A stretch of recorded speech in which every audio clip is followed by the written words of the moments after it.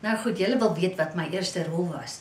My eerste rol was in 'n produksie genaamd Ludilla, Prinses van die Woud. Ek dink ek was so 6 of 7. Maar ek onthou my hele rol nog baie goed. Maar nou moet ek bysê, ek was baie kwaad geweest, want ek het ballet gedoen in al sulke goedertjies. En toe is daar sulke veetjies met sulke mooi pink rokkies en kroontjies en sterretjie goedertjies. En ek wil dit gewees het.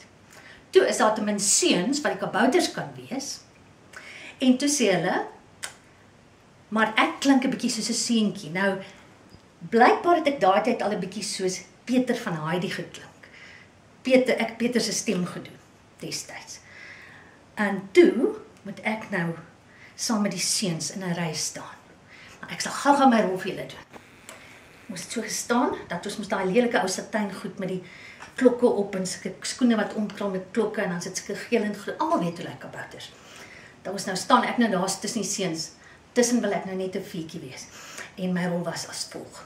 Ek het vorentoe getree, na almal nou al baie lekker gesels het en so, en toe sê ek, van uitstel kom afstel, en nou sit kaptein met die gebraaide boontjies.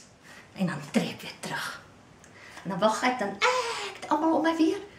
En dan uiteindelik is dit weer my beurt, en dan sê ek, "Ai, ons arme kaptein.